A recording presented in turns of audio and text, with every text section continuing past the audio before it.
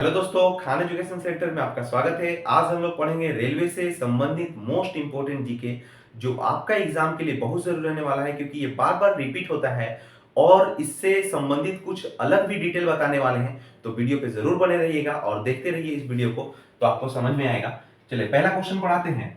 पहला क्वेश्चन है कि किसे मेट्रो मैन ऑफ इंडिया कहा जाता है। तो याद रखिएगा, ई श्रीधरन को मेट्रो मैन ऑफ इंडिया कहा जाता है। ई श्रीधरन को मेट्रो मैन ऑफ इंडिया इसलिए कहा जाता है क्योंकि दिल्ली का जितना भी मेट्रो का काम हुआ है ना, सब इनके देखरेख में हुआ है। और याद रखिएगा इससे एक और क्वेश्चन कि इनको एक देश का सर्वोच्च सम्मान मिला है। तो क्वेश्चन आ जाएगा एग्जाम में कि ई श्रीधरन को, जिसको मेट्रो मैन ऑफ इंडिया कहा जाता है, इसको किस देश का इनको सर्वोच्च सम्मान मिला है। तो वो देश फ्रांस, याद रखिएगा फ्रांस का इनको सर्वोच्च सम्मान मिला है। ठीक है, चलिए अगला क्वेश्चन देखते हैं। ये हो गया। अगला क्वेश्चन है, कोंकण रेलवे किन किन राज्यों से होकर गुजरती है। तो याद रखिएगा कोंकण रेलवे गोवा, कर्नाटक, महाराष्ट्र से होकर गुजरती है। और इसमें एक मोस्ट इंपोर्टेंट जीके ये भी है कि कौन ऐसा राज्य है जिससे ये नहीं गुजरती कोंकण रेलवे, लेकिन कोंकण रेल मार्ग नहीं गुजरता है, फिर भी उसको इसका हिस्सा मिलता है। यानी कि जो भी उस रेलवे से फायदा होता है उसमें उस राज्य को भी दिया जाता है। तो वो राज्य याद रखिएगा केरल। केरल से कोंकण रेलवे नहीं गुजरती है, लेकिन केरल को इसका हिस्सा मिलता है। यानी कि जितना भी प्रॉफिट होता है उसमें केरल का भी साझेदारी होता है। ठीक है, ऐसा इसलिए क्योंकि वो लास्ट में वहां से महाराष्ट्र, कर्नाटक और गोवा में, जो कर्नाटक है ना उसके जस्ट बगल में केरल है, तो जाहिर सी बात है बहुत सारा सवारी वहां के लिए भी होंगे, तो इसलिए उसको फायदा का हिस्सा दिया जाता है। चलिए नेक्स्ट है क्वेश्चन। अगला क्वेश्चन है कि शताब्दी एक्सप्रेस, समझ में आ रहा होगा, और नहीं समझ में आ रहा है तो कमेंट करिएगा, क्या इसमें हम चेंजिंग कर सकते हैं बताइएगा, तो जरूर चेंजिंग करेंगे।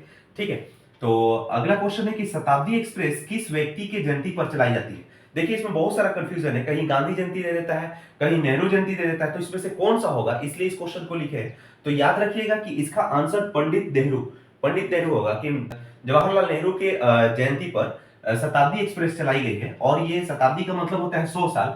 तो जवाहरलाल नेहरू का जब 100 साल पूरा हुआ ना जयंती का, तो उसके उपलक्ष्य में उनके नाम पर सरकार द्वारा शताब्दी एक्सप्रेस शुरू किया गया था। ठीक है, तो इसका आंसर गांधी जयंती नहीं होगा, नेहरू जयंती होगा। ठीक है, इसलिए इस क्वेश्चन को लिख दिए। अगला क्वेश्चन है, वर्तमान में भारत की सबसे लंबी रेल सुरंग कौन है। तो देखिए पहले जो था ना वो आपका केरला तरफ दिया हुआ था, लेकिन नहीं, अभी क्या है कि वर्तमान में भारत की सबसे लंबी रेल सुरंग पीर पंजाल सुरंग है। याद रखिएगा पीर पंजाल सुरंग जम्मू कश्मीर में पड़ता है, बनिहाल दर्रा में पड़ता है, और ये 11 किलोमीटर लंबा है। चार क्वेश्चन आपको बता दिए कि पीर पंजाल सुरंग कहाँ है, तो जम्मू कश्मीर में है। ये क्या है, तो भारत, वर्तमान में भारत की सबसे लंबी रेल सुरंग है। वर्तमान इसलिए कि अगला अगर 11 किलोमीटर की जगह 12 किलोमीटर का बन जाएगा तो फिर ये हट जाएगा, तो इसलिए वर्तमान में इसको लिखे हैं। उसके बाद ये 11 किलोमीटर लंबा है और ये जम्मू कश्मीर में पड़ता है, और ये बनिहाल दर्रा में पड़ता है। साथ ही साथ याद रखिए कि जो वर्ल्ड का है वो स्विट्जरलैंड में है, 57 किलोमीटर लंबा है। और सेंट गोटार्ड सुरंग उसको कहा जाता है, टनल कहा जाता है, वो स्विट्जरलैंड में पड़ता है, वो सबसे लंबा है, 57 किलोमीटर लंबा है। लेकिन भारत की बात करेगा तो पीर पंजाल सुरंग हो जाएगा, कितना है, तो 11 किलोमीटर है। ठीक है, चलिए अगला क्वेश्चन है कि डीजल लोकोमोटिव वर्क्स कहाँ स्थित है। तो डीजल लोकोमोटिव वर्क्स जो है वो वाराणसी में स्थित है। साथ ही साथ और क्वेश्चन याद रखिएगा कि नया विद्युत रेल इंजन कहाँ बनता है, तो चेन्नई में बनता है, ये आपको जरूरी है याद रखना। उसके बाद बोलेगा कि रेलवे का डीजल इंजन कहाँ बनता है, तो वाराणसी में बनता है। अब बिजली से संचालित जो बोल देगा तो चित्तरंजन हो जाएगा।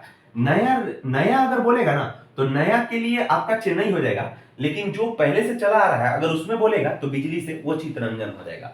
तो आपको ये तीन चार जो है कंफ्यूजन होता है, तो इसीलिए मिला के बता दिए। ठीक है, चलिए अगला क्वेश्चन है, इंट्रीगल कोच फैक्ट्री कहाँ स्थित है। तो इंट्रीगल कोच फैक्ट्री जो है, यानी जहां पे कोच बनता है, कोच मतलब बोगी जहां बनता है, वो कपूरथला में स्थित है। ठीक है, चलिए नेक्स्ट बात करते हैं इंपोर्टेंट में कि रेलवे को इंटरनेट की सुविधा या टेलीफोन की सुविधा कौन उपलब्ध कराता है। तो रेलवे को इंटरनेट और टेलीफोन की सुविधा रेल टेल निगम उपलब्ध कराता है। इसका आंसर हो जाएगा रेल टेल निगम। ठीक है, चलिए नेक्स्ट क्वेश्चन देखते हैं। नेक्स्ट क्वेश्चन, दक्षिण में शेष प्रांत में स्थित रेलवे स्टेशन कौन सा है। तो सबसे भारत के दक्षिणतम बिंदु पर बोलेगा ना, तो याद रखिएगा भारत के सबसे दक्षिणतम बिंदु पर कन्याकुमारी है। कन्याकुमारी जो है रेलवे स्टेशन भारत के सबसे दक्षिणतम बिंदु पर। ठीक है, चलिए नेक्स्ट क्वेश्चन है कि भारत का पहला रेलवे स्टेशन कौन सा है। ये इंपोर्टेंट, बहुत इंपोर्टेंट क्वेश्चन है कि भारत का सबसे पहला रेलवे स्टेशन कौन सा है। तो याद रखिएगा इसका नाम बोरीबंदर है। भारत का पहले रेलवे स्टेशन जो है पहला रेलवे स्टेशन, उसका नाम बोरीबंदर है और ये 1853 में बना। 1853 में ये रेलवे स्टेशन बना, यानी कि जब 1853 में रेलवे की शुरुआत हुई ना, उसी समय ये स्टेशन बना बोरीबंदर। और याद रखिएगा कि इससे पहले भी एक जीके का वीडियो बना है रेलवे से संबंधित, जिसमें कब बना, कहां से कहां तक चला, टोटल उसमें बताया है। तो इस वीडियो को देखिएगा और साथ में उस वीडियो को भी देख लीजिएगा ना, तो आपको पूरा अच्छा से क्लियर होगा। ठीक है, तो बोरीबंदर पहला बना 1853 में। उसके बाद उसका नाम चेंज कर दिया गया, 3-4 बार इसका नाम चेंज हुआ, इसलिए बहुत जरूरी है। उसके बाद इसका नाम विक्टोरिया टर्मिनस कर दिया गया आपको 1888 में। 1853 में इसका नाम बोरीबंदर रखा गया, 1853 में इसका नाम विक्टोरिया कर दिया गया, विक्टोरिया टर्मिनस। और उसके बाद फिर सीएसटी कर दिया गया 1996 में। 1996 में सीएसटी कर दिया गया, छत्रपति शिवाजी टर्मिनल। याद रखिएगा ये कहां पर है, तो ये महाराष्ट्र के मुंबई में पड़ता है। छत्रपति शिवाजी टर्मिनल 1996 में इसका नाम हो गया। और उसके बाद 2017 में जाकर इसका नाम छत्रपति शिवाजी महाराज टर्मिनल यानी सीएसएमटी हो गया। तो ये जीके बहुत इंपॉर्टेंट है, एग्जाम में बार बार आ सकता है। आपको बोरीबंदर दे देगा तो आप समझ में नहीं आएगा कि क्या करें, हम तो सीएसटी पढ़े हैं या सीएसएमटी पढ़े हैं, तो इसीलिए हम चारों लिख दिए ताकि आपको कंफर्म हो जाए। ठीक है, चलिए अगला क्वेश्चन बोलते हैं, रेल के पहिए एवं धुरी का निर्माण कहाँ होता है।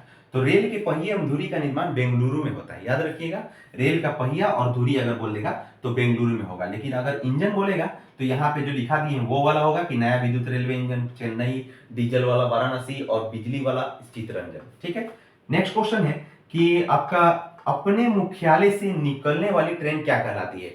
यानी जब ट्रेन अपना मुख्यालय से निकलता है तो उसको क्या कहते हैं, तो उसको अप ट्रेन कहते हैं। मान लीजिए एग्जांपल के तौर पर अगर दिल्ली से पटना ट्रेन जा रही है तो दिल्ली से वो निकली ना, तो उसको अप ट्रेन कहेंगे। और पटना से फिर रिटर्न दिल्ली के लिए जाएगी तो उसको पटना दिल्ली हो जाएगा, तो उसको डाउन ट्रेन कहेंगे। मतलब अपना मुख्यालय से निकली तो अप ट्रेन और फिर वहां से रिटर्न आई तो उसको डाउन ट्रेन कहेंगे। ठीक है, अगर ये जीके अच्छा लगा तो मेरे चैनल को जरूर सब्सक्राइब करिएगा और बहुत सारा वीडियो बना है, जाकर जरूर देखिएगा, दोस्तों में शेयर करिएगा।